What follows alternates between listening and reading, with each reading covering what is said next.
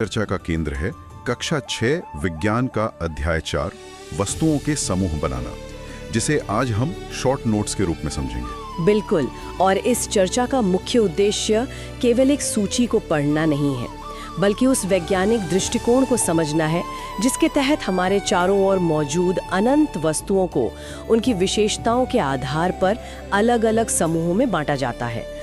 ये वर्गीकरण समझने का सबसे बेहतरीन तरीका है। हाँ, और इस दुनिया की विविधता को समझने के लिए शुरुआत करते हैं स्रोत सामग्री के पहले दृश्य से। यहाँ चित्र में दिखाया गया है एक बड़ा सा गोलाकार फ्रेम, जिसके अंदर रोजमर्रा की जिंदगी में काम आने वाली कई चीजें एक साथ रखी हुई हैं। इसमें रंग बिरंगे खिलौने हैं, एक कांच का ग्लास है, लोहे का ताला, एक छोटा ग्लोब, एक पुरानी सीडी और एक मोबाइल फोन भी शामिल है। यह चित्र इस बात का सटीक प्रमाण है कि हमारे आसपास का भौतिक परिवेश कितना विविध है। और देखिए, यही विविधता ही विज्ञान के लिए सबसे पहली पहेली होती है। जब हम हमारे चारों ओर की वस्तुएं नामक पहले भाग का अवलोकन करते हैं, तो स्रोत में एक विस्तृत सूची मिलती है। हाँ, नोट्स में स्पष्ट लिखा है कि हमारे चारों ओर अनेक वस्तुएं हैं, जैसे कुर्सियां, बैलगाड़ियां, साइकिलें, बर्तन, पुस्तकें, वस्त्र, खिलौने, जल और पत्थर। अगर हम इसे आसान भाषा में समझें तो इसका मतलब है कि प्राकृतिक और मानव निर्मित दोनों ही प्रकार की वस्तुओं से हमारा परिवेश भरा पड़ा है।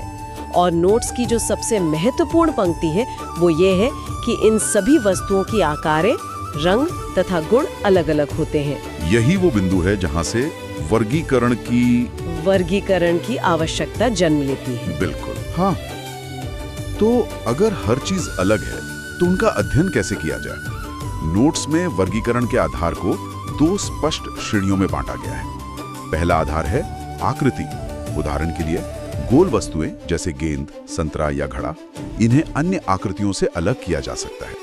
आकार के आधार पर वर्गीकरण करना हमारी आंखों का सबसे पहला और स्वाभाविक काम है। जब कोई गोल चीज देखता है तो दिमाग तुरंत उसे एक श्रेणी में रख देता है, चाहे वो खाने वाला संतरा हो या खेलने वाली गेंद। लेकिन विज्ञान केवल बाहरी स्वरूप तक सीमित नहीं रहता, इसलिए दूसरा और अधिक गहरा आधार है पदार्थ, यानी वस्तु किस सामग्री से बनी है, जैसे प्लास्टिक, कांच या स्टील। सही कहा। इसे एक बहुत ही बेहतरीन विषय के माध्यम से स्पष्ट किया गया है। यहाँ चित्र में दिखाया गया है, एक तरफ कांच की छोटी छोटी रंगीन गोलियां यानी मार्बल्स रखें, और दूसरी तरफ एक बड़ी सी नारंगी रंग की गेंद है। ये दोनों आकृतियों और पदार्थों के बीच के अंतर को बहुत ही शानदार तरीके से दर्शा रहे हैं। बिल्कुल, आकार के नजरिए से देखें तो दोनों गोल हैं और एक ही समूह में आ सकते हैं, लेकिन पदार्थ के नजरिए से एक कांच है और दूसरा रबर या प्लास्टिक, जो इन्हें पूरी तरह से अलग कर देता है। यही कारण है कि वस्तुओं और पदार्थों का मिलान विज्ञान का एक बहुत ही रोचक पहलू बन जाता है। स्रोत के दूसरे भाग में इसे बहुत ही व्यवस्थित ढंग से समझाया गया है। पहला सिद्धांत जो सामने आता है वो है एक वस्तु से अनेक पदार्थ। इसका तात्पर्य है कि एक ही उपयोग वाली वस्तु को बनाने के लिए कई अलग अलग सामग्रियों का चयन किया जा सकता है। जैसे नोट्स में इसका एक बहुत ही परिचित उदाहरण दिया गया है, एक थाली। थाली इस्पात की हो सकती है, कांच की हो सकती है या प्लास्टिक की हो सकती है। और इसे समझने के लिए जो चित्र है वो बहुत स्पष्ट है। यहाँ चित्र में दिखाया गया है इन तीनों पदार्थों से बनी अलग अलग कटोरियां और प्लेटें। एक स्टील की कटोरी है, एक सफेद कांच की प्लेट है और कुछ रंगीन प्लास्टिक के बर्तन हैं। काम सबका एक ही है, भोजन परोसना, लेकिन पदार्थ बिल्कुल अलग है। और इसके ठीक विपरीत दूसरा सिद्धांत है, एक पदार्थ से अनेक वस्तुएं।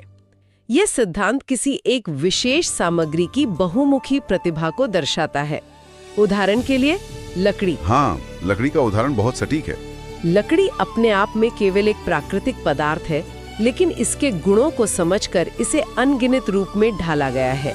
इस बात की पुष्टि नोट्स में दिए गए उदाहरणों से होती है, जहां लकड़ी से बनने वाली कई वस्तुओं का जिक्र है, जैसे कुर्सी, मेज, हल और बैलगाड़ी। यहाँ चित्र में दिखाया गया है, बीच में लकड़ी का एक बड़ा सा गोल लट्ठा रखा है और उससे निकलने वाले तीरों के साथ एक लकड़ी की कुर्सी, एक लकड़ी की मेज, खेती में इस्तेमाल होने वाला एक लकड़ी का हल और एक पूरी की पूरी लकड़ी की बैलगाड़ी बनी हुई है। ये दृश्य स्पष्ट करता है कि कैसे एक ही पदार्थ घर के फर्नीचर से लेकर कृषि उपकरणों तक का निर्माण कर सकता है। इन दोनों सिद्धांतों पर विचार करने के बाद एक बहुत ही स्वाभाविक प्रश्न उठता है कि ये कैसे तय होता है कि किस वस्तु को बनाने के लिए कौन सा पदार्थ चुना जाएगा। स्रोत का तीसरा भाग इसी विषय पर केंद्रित है, पदार्थों के गुण और सही पदार्थ का चयन। इस भाग की शुरुआत एक बेहद रोचक प्रश्न से होती है। स्रोत पूछता है, हम कपड़े का ग्लास क्यों नहीं बनाते? ये एक ऐसा सवाल है जो किसी को भी सोचने पर मजबूर कर दे। विज्ञान में ऐसे ही सरल लगने वाले प्रश्न गहरी समझ की ओर ले जाते हैं। नोट्स में इसका उत्तर बहुत ही वैज्ञानिक और व्यवहारिक आधार पर दिया गया है। अगर आसान भाषा में कहें तो गिलास का मुख्य कार्य है किसी द्रव को अपने अंदर रोक कर रखना। कपड़े की संरचना ऐसी होती है कि वो या तो पानी सोख लेता है या पानी उसके रेशों के बीच से रिसकर बाहर निकल जाता है। इस पूरी अवधारणा को एक चित्र द्वारा बहुत ही मजेदार तरीके से समझाया गया है। यहाँ चित्र में दिखाया गया है एक छोटी सी लड़की जो कपड़े के एक टुकड़े को दोनों हाथों से पकड़कर उसमें जग से पानी रोकने की कोशिश कर रही है। जाहिर है पानी कपड़े से रिसकर सीधे नीचे जमीन पर गिर रहा है। इसे कपड़े का गिलास असफल नाम दिया गया है। और वहीं इसके ठीक बगल में एक सही पदार्थ से बना हुआ बेलनाकार गिलास रखा है जिसमें पानी रुका हुआ है और उसे सफल दर्शाया गया है। इस साधारण से प्रयोग से जो निष्कर्ष निकलता है वो पूरी इंजीनियरिंग का मूल मंत्र है। नोट्स में इसे एक महत्वपूर्ण नियम के रूप में स्पष्ट रूप से लिखा गया है। नियम है, किसी वस्तु को बनाने के लिए पदार्थ का चयन उस पदार्थ के गुणों और वस्तु के उपयोग पर निर्भर करता है। यानी उद्देश्य और सामग्री की क्षमता के बीच एक आदर्श तालमेल होना अनिवार्य है। इस नियम को समझने के बाद ये जानना आवश्यक हो जाता है कि पदार्थों के वे कौन से गुण हैं जो उनके उपयोग को निर्धारित करते हैं। बिल्कुल।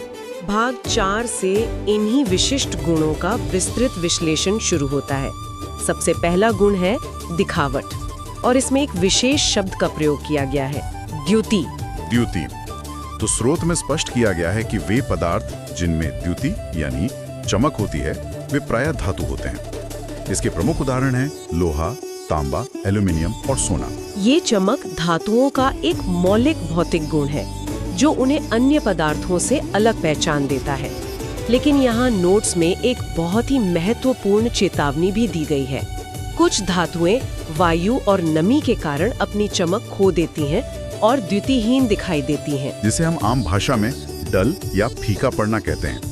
ये एक ऐसा अवलोकन है जो अक्सर भ्रम पैदा कर सकता है। इसी भ्रम को दूर करने के लिए चमक की वास्तविक पहचान करने का एक सटीक तरीका एक क्रियाकलाप के रूप में बताया गया है। स्रोत में चमक पहचानने के 3 कदम सुझाए गए हैं।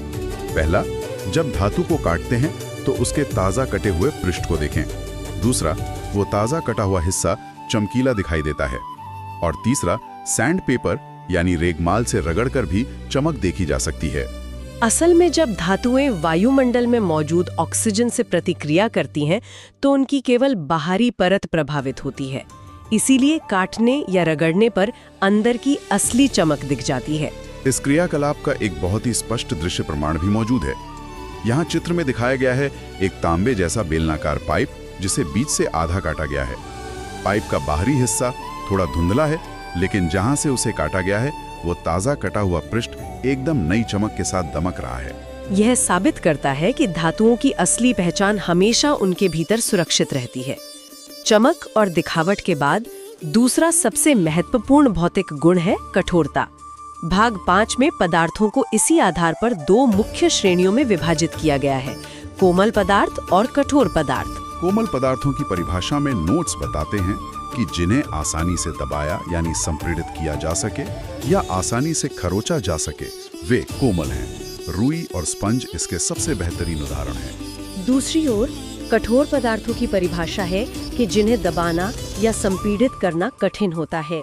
लकड़ी, लोहा, पत्थर और एल्यूमीनियम को कठोर पदार्थों की श्रेणी में रखा गया है और कठोरता की जांच करने के लिए जो विधि बताई गई है वो है खरोचना। और इसे चित्र में भी बहुत ही सजीव तरीके से दर्शाया गया है। यहाँ चित्र में दिखाया गया है एक हाथ पीले रंग के स्पंज को उंगलियों से जोर से दबा रहा है, जिससे स्पंज आसानी से पिचक गया है, जो कोमलता का प्रदर्शन है।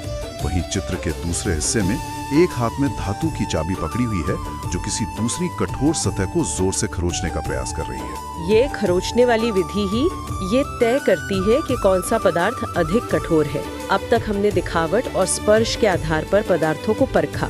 भाग 6 में चर्चा का रुख एक ऐसे गुण की ओर मुड़ता है जो ठोस, द्रव और गैस तीनों अवस्थाओं के लिए महत्वपूर्ण है, और वो है विलेयता। शुरुआत ठोस पदार्थों की विलेयता से होती है। यहाँ फिर से दो स्पष्ट वर्गीकरण हैं, विलेय और अविलेय।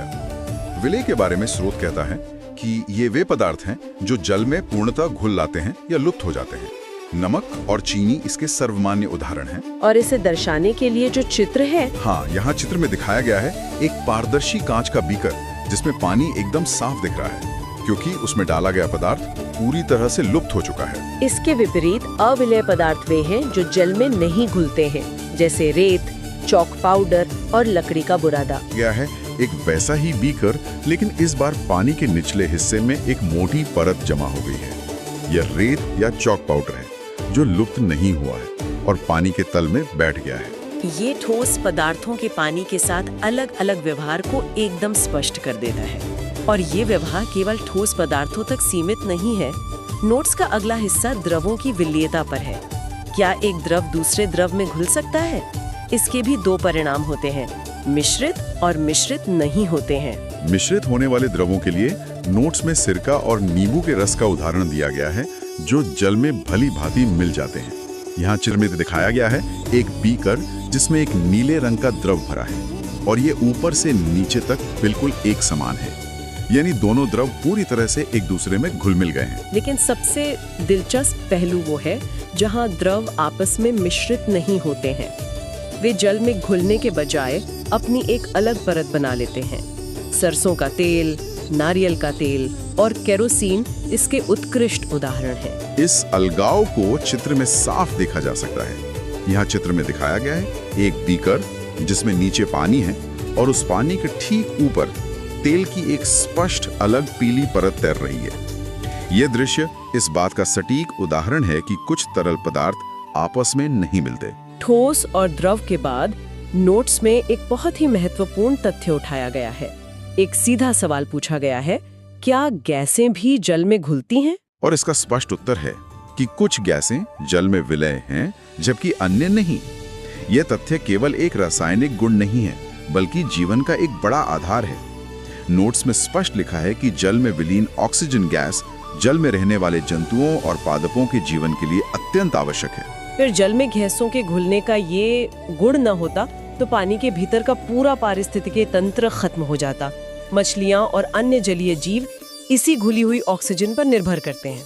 इस जीवनदायी प्रक्रिया को एक बहुत ही सुंदर चित्र द्वारा समझाया गया है। यहाँ चित्र में दिखाया गया है नीले रंग के साफ पानी के भीतर एक नीली मछली तैर रही है। मछली के पास से छोटे छोटे पानी के बुलबुले ऊपर की तरफ उठ रहे हैं जो स्पष्ट रूप से जल में घुली हुई ऑक्सीजन को दर्शा रहे हैं। विलेयता के इस व्यापक अध्ययन के बाद भाग 7 में हम एक अन्य भौतिक व्यवहार की ओर बढ़ते हैं जो है तैरना अथवा डूबना। यह गुण सीधे तौर पर इस बात से जुड़ा है कि कौन सी वस्तु पानी से भारी है और कौन सी हल्की। स्रोत में इस नियम को स्पष्ट रूप से लिखा गया है कि भारी वस्तुएं डूब जाती हैं और हल्की वस्तुएं तैरती हैं।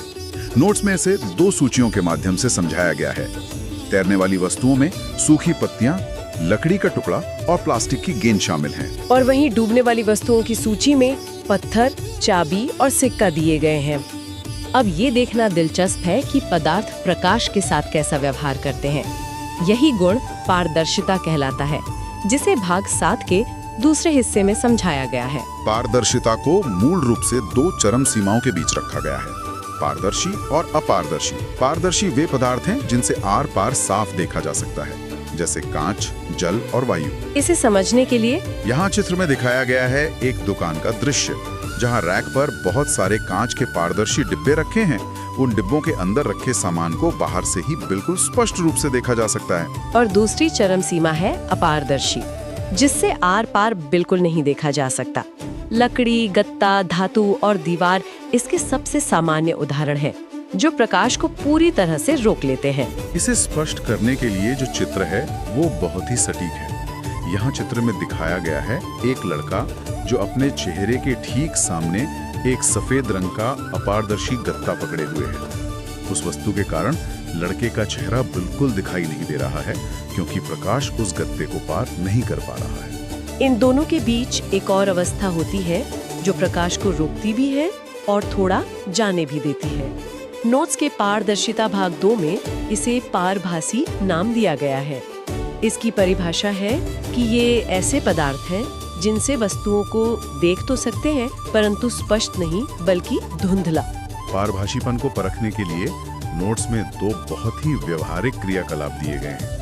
पहला है कागज पर लगा तैलीय धब्बा और दूसरा है टॉर्च के कांच को हथेली से ढकना, जो कि बहुत ही आम प्रयोग है। हाँ, यह चित्र में दिखाया गया है अंधेरे में एक जलती हुई टॉर्च जिसके कांच वाले हिस्से को एक हथेली से पूरी तरह ढक लिया गया है। उस हथेली की त्वचा से लाल रंग की रोशनी धुंधली होकर बाहर निकल रही है, जो हथेली को पारभासी बना रही है। इसके साथ ही एक और चित्र है जिसमें एक लड़का किसी धुंधले शीशे या तेल लगे कागज के आर पार दिख रहा है, जिससे चेहरा स्पष्ट नहीं है। इन सभी गुणों का इतने विस्तार से अध्ययन करने के बाद यह सवाल उठना लाजमी है कि आखिर इतनी मेहनत क्यों की जाए। अध्याय का अंतिम भाग 8 निष्कर्ष के रूप में इस पूरे अध्ययन का सार प्रस्तुत करता है। स्रोत का सवाल है, हम वस्तुओं को समूहों में क्यों बांटते हैं? स्रोत में इसके 2 बहुत ही ठोस कारण दिए गए हैं। पहला कारण है सुविधा। वस्तुओं को आसानी से ढूंढने और व्यवस्थित रखने के लिए ये वर्गीकरण बेहद जरूरी है। इसका एक बहुत ही परिचित उदाहरण दिया गया है कि कैसे एक पंसारी की दुकान में बिस्किट, साबुन और दालें अलग-अलग समूहों में रखी जाती हैं। अगर वर्गीकरण ना हो तो किसी भी वस्तु को खोजना एक बड़ी चुनौती बन जाएगा। हमारी सुविधा के लिए चीजों का व्यवस्थित होना बहुत जरूरी है। इस अव्यवस्था और व्यवस्था के अंतर को एक तुलनात्मक चित्र से बहुत गहराई से समझाया गया है। यहाँ चित्र में दिखाया गया है, एक तरफ बहुत ही अव्यवस्थित ढंग से फेंके गए सामानों का एक बड़ा सा ढेर जिसमें सब कुछ उलझा हुआ पड़ा है, और दूसरी तरफ बेहद व्यवस्थित अलमारियां हैं जिनमें कांच के डिब्बों में सामान सलीके से रखा गया है। और अध्याय का मुख्य कारण जो नोट्स में बताया गया है वो है गुणों का अध्ययन। जब वस्तुएं समूहों में बढ़ जाती हैं तो पदार्थों के गुणों का अध्ययन करना आसान हो जाता है और गुणों में पैटर्न को समझना सुविधाजनक होता है। बिल्कुल। और अध्याय की समाप्ति करते हुए स्लाइड में दिए गए सभी 6 प्रमुख शब्दों को एक बार दोहराना आवश्यक है, जो पदार्थों के गुणों का आधार हैं। पहला है कठोर, जिसे दबाना मुश्किल हो। दूसरा अविलेय, जो पानी में ना घुले। तीसरा द्युति, यानी पदार्थों की चमक। चौथा शब्द है पारदर्शी, जिसके आर पार साफ दिखे। 5वां है पारभासी, जिसके आर पार धुंधला दिखे। और छठा शब्द है अपारदर्शी, जिसके आर पार बिल्कुल न दिखे। आज के इस गहन विश्लेषण सत्र में हमने स्रोत सामग्री के हर एक पृष्ठ और पंक्ति